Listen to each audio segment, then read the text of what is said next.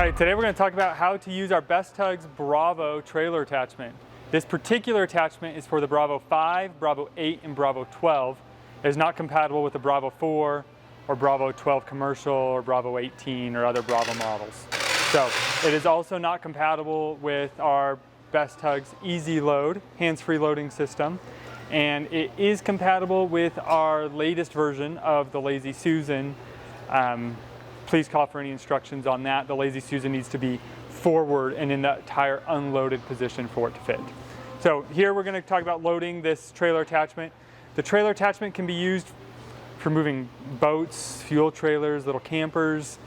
The tongue weight of the attachment is 1,000 pounds. It can handle a lot of tongue weight on all of these models. However, the towing weight is limited to what the tug can tow. So on a Bravo 5, that is 5,000 pounds. On Bravo 8, 8,000 pounds. On a Bravo 12, 12,500 pounds. Please keep the towing weight within that so you don't damage your tug. We would hate for you to damage your tug and then not be able to move your airplane later down the line because you moved a trailer that was too heavy.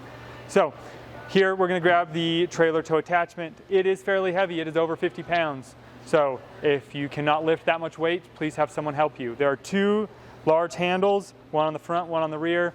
Pick it up from both handles, stand up.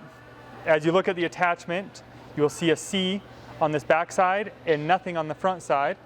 The C will go over the back of the tug. So what I'll do, I'll step back here to the side. I'm going to lower the attachment down, keeping it level and parallel to the ground, and then sliding it forward. The C's on the back will go over the frame rails of the tug, and the little points on the front will go into the quick lock fork receiver slot. If it does not go into the slot, the attachment will sit crooked and it just doesn't look like it's going to work, or it'll slide around, and if you do it wrong, it's like it just doesn't fit. So when you set it in right, it slides in and it sets well. To secure it, because obviously that won't move a trailer, you need our carabiner system on your strap. The strap needs to be routed under the cover for this so that it can be nice and secure. You route the carabiner underneath the front hook, you open the carabiner, and then you hook the strap, you hook it to itself. Just like that. Then, once that's set, you come, you take the winch,